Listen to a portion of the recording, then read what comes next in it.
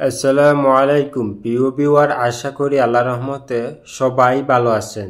দেশ ও প্রবাস ভাই ও বোনেরা, আজকে আমরা শিখব আরবি ভাষা। আমরা যারা নতুন তাদের জন্য খুবই গুরুত্বপূর্ণ প্রতিদিনের কাজের ক্ষেত্রে ব্যবহৃত শব্দগুলা। প্রথমে আরবি এডিটের নিচে আরবি শব্দ, পরবর্তীতে বাংলা এডিটের নিচে বাংলা শব্দ, যাতে আমাদের বুঝতে সহজ হয়। তাই বন্ধুরা, ভিডিওটা না টেনে শেষ পর্যন্ত দেখবেন আর আমার চ্যানেলটি সাবস্ক্রাইব করবেন, পাশে থাকা বেল আইকনটি বাজিয়ে রাখবেন।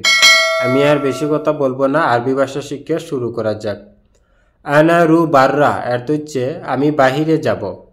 আমি বাহিরে যাব আরবিতে বলে আনা রু বাররা। এখানে আনা অর্থ হচ্ছে আমি, রু অর্থ হচ্ছে যাওয়া বা যাব, বাররা অর্থ হচ্ছে বাহিরে। তাহলে আমরা শিখলাম আনা রু বাররা অর্থ হচ্ছে আমি বাহিরে যাব। আনা হিজি কুল্লু ইয়াউম অর্থ হচ্ছে আমি প্রতিদিন আসি। আমি প্রতিদিন আসি আরবিতে বলে আনা হিজি কুল্লু ইয়াউম। এখানে আনা অর্থ হচ্ছে আমি, হিজি অর্থ হচ্ছে আসা বা আসুন বা আসি, আনা হিজি আমি আসি, কুল্লু অর্থ হচ্ছে সব বা প্রতি, ইয়াউম অর্থ হচ্ছে দিন। কুল্লু ইয়াউম অর্থ হচ্ছে প্রতিদিন বা সব দিন। তাহলে আমরা শিখলাম আনা হিজি কুল্লু ইয়াউম অর্থ হচ্ছে আমি প্রতিদিন আসি বা আমি সব দিন আসি। কেফ আনারু অর্থ হচ্ছে আমি কিভাবে যাব। আমি কিভাবে যাব আরবিতে বলে কেফ আনারু। এখানে কেফ বা কেফ অর্থ হচ্ছে কিভাবে, আনা অর্থ হচ্ছে আমি, কেফ আনা অর্থ হচ্ছে আমি কিভাবে, রু অর্থ হচ্ছে যাওয়া বা যাব, আনারু আমি যাব। তাহলে আমরা শিখলাম কেফ আনারু অর্থ হচ্ছে আমি কিভাবে যাব বা আমি কেমনে যাব। হুয়া সুব্বা আনা অর্থ হচ্ছে সে আমাকে গালি দিয়েছে। সে আমাকে গালি দিয়েছে আরবিতে বলে হুয়া সুব্ব আনা। এখানে হুয়া অর্থ হচ্ছে সে, সুব্ব অর্থ হচ্ছে গালি দেওয়া, আনা অর্থ হচ্ছে আমি বা আমাকে। তাহলে আমরা শিখলাম হুয়া সুব্ব আনা অর্থ হচ্ছে সে আমাকে গালি দিয়েছে। হুয়া গুলতান অর্থ হচ্ছে সে ভুল করেছে। সে ভুল করেছে বা সে দোষ করেছে আরবিতে বলে হুয়া গুলতান। এখানে হুয়া অর্থ হচ্ছে সে, গুলতান অর্থ হচ্ছে ভুল করা বা দোষ করা। তাহলে আমরা শিখলাম হুয়া গুলতান অর্থ হচ্ছে সে ভুল করেছে বা তার ভুল হয়েছে বা সে দোষ করেছে। ইন্তালেশ জালান অর্থ হচ্ছে তুমি রাগ করছো কেন। তুমি রাগ করছো কেন আরবিতে বলে ইন্তালেশ জালান। এখানে ইন্তা অর্থ হচ্ছে তুমি, লেশ অর্থ হচ্ছে কেন বা কেন, জালান অর্থ হচ্ছে রাগ করা। তাহলে আমরা শিখলাম ইন্তালেশ জালান অর্থ হচ্ছে তুমি রাগ করো কেন বা তুমি রাগ করছো কেন। আতি রকম জাওয়াল হাগ্গাক অর্থ হচ্ছে আপনার ফোন নাম্বার দেন। আপনার ফোন নাম্বার দেন আরবিতে বলে আতি রকম জাওয়াল হাগ্গাক।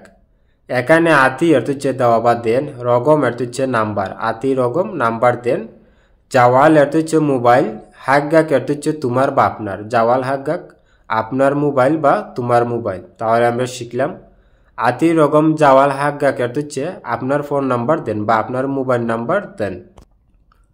শুকরান জাজিলান অর্থ হচ্ছে অসংখ্য ধন্যবাদ। অসংখ্য ধন্যবাদ আরবিতে বলে শুকরান জাজিলান। এখানে শুকরান অর্থ হচ্ছে ধন্যবাদ, জাজিলান অর্থ হচ্ছে অসংখ্য। তাহলে আমরা শিখলাম শুকরান জাজিলান অর্থ হচ্ছে অসংখ্য ধন্যবাদ। আনা এরজাতু অর্থ হচ্ছে আমি ফিরে এসেছি। আমি ফিরে এসেছি আরবিতে বলে আনা এরজাতু। এখানে আনা অর্থ হচ্ছে আমি, এরজা অর্থ হচ্ছে আশা বা এসো, এরজাতু ফিরে এসেছি। তাহলে আমরা শিখলাম আনা এরজাতু অর্থ হচ্ছে আমি ফিরে এসেছি। আনা সাউই সুগুল অর্থ হচ্ছে আমি কাজ করি। আমি কাজ করি আরবিতে বলে আনা সাউই সুগুল। এখানে আনা অর্থ হচ্ছে আমি, সাউই অর্থ হচ্ছে করা বা করি, সুগুল অর্থ হচ্ছে কাজ, সাউই সুগুল কাজ করি। তাহলে আমরা শিখলাম আনা সাউই সুগুল অর্থ হচ্ছে আমি কাজ করি বা আমি কাজ করব। আনা ফি মশগুল অর্থ হচ্ছে আমি ব্যস্ত আছি। আমি ব্যস্ত আছি আরবিতে বলে আনা মশগুল বা আনা ফি মশগুল। এখানে আনা অর্থ হচ্ছে আমি, ফি অর্থ হচ্ছে আছে বা আছি, সুগুল মশগুল অর্থ হচ্ছে ব্যস্ত। তাহলে আমরা শিখলাম আনা ফি মশগুল অর্থ হচ্ছে আমি ব্যস্ত আছি বা আমি ব্যস্ত থাকি। মুমকিন আফগান উৎসাহ অর্থ হচ্ছে আধা ঘন্টা লাগতে পারে। আধা ঘন্টা লাগতে পারে বা মনে হয় আধা ঘন্টা লাগবে আরবিতে বলে মুমকিন আফগান উৎসাহ।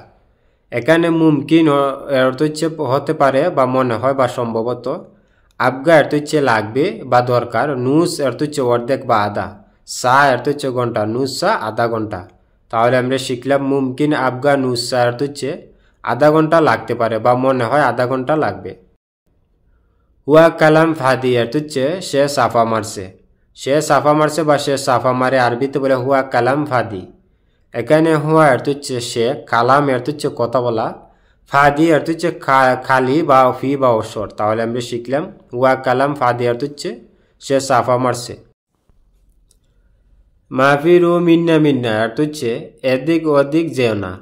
এদিক ওদিক যেও না বা এদিক সেদিক যেও না আরবিতে বলে মাফিরু মিন্না মিন্না। কেন মাফি অর্থ হচ্ছে না বা নাই, রু অর্থ হচ্ছে যাও বা যাও। মাফিরু যেও না, মিন্না মিন্না অর্থ হচ্ছে এদিক ওদিক বা এদিক সেদিক। তাহলে আমরা শিখলাম মাফিরু মিন্না মিন্না অর্থ হচ্ছে এদিক ওদিক যেও না। মাফি সাউই গিরগির অর্থ হচ্ছে বক বক করো না। বক বক করো না বা বেশি কথা বলো না আরবিতে বলে মাফি সাউই গিরগির। কেন মাফি অর্থ হচ্ছে না বা নাই, সাউই অর্থ হচ্ছে করা বা করো। মাফি সাউই করো না, গিরগির অর্থ হচ্ছে বক বক বা বেশি কথা বলা। তাহলে আমরা শিখলাম মাফি গিরগির, মাফি সাউই গিরগির অর্থ হচ্ছে বক বক করো না বা বেশি কথা বলো না। মাফি সাউই কিদা অর্থ হচ্ছে এমন করো না। এমন করো না বা এইভাবে করো না আরবিতে বলে মাফি সাউই কিদা। মাফি সাউই অর্থ হচ্ছে করো না, কিদা অর্থ হচ্ছে এমন বা এইভাবে বা এরকম। তাহলে আমরা শিখলাম মাফি সাউই কিদা অর্থ হচ্ছে এমন করো না বা এরকম করো না বা এইভাবে করো না। আনা আবগা শরীর অর্থ হচ্ছে আমার কাঠ লাগবে। আমার কাঠ লাগবে আরবিতে বলে আনা আবগা শরীর।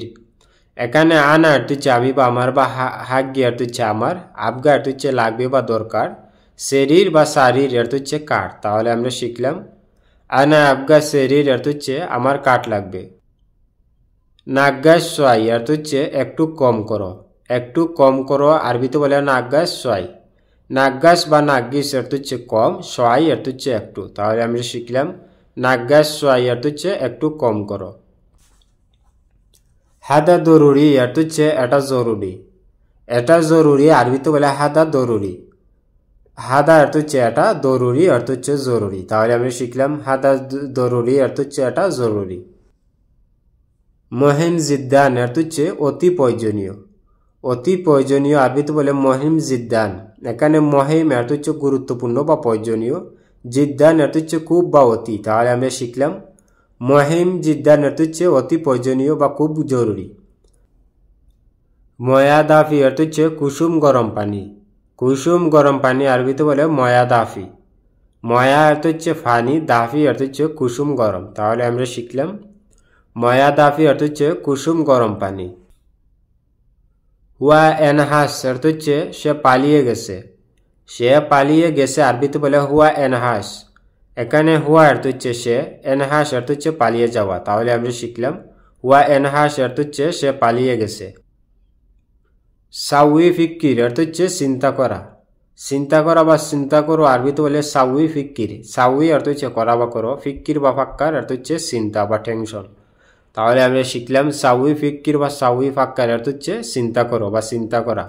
বন্ধুরা ভিডিও আজ এই পর্যন্তই শেষ করছি। দেখা হবে আবার নতুন কোনো ভিডিও নিয়ে। সবাই সুস্থ থাকেন, ভালো থাকেন। অবশ্যই আমার চ্যানেলটি সাবস্ক্রাইব করবেন, পাশে থাকা বেল আইকনটি বাজিয়ে রাখবেন। যারা অলরেডি আমার চ্যানেলটি সাবস্ক্রাইব করেছেন তাদেরকে অসংখ্য অসংখ্য ধন্যবাদ। সবাই সুস্থ থাকেন, ভালো থাকেন। খুদা হাফেজ।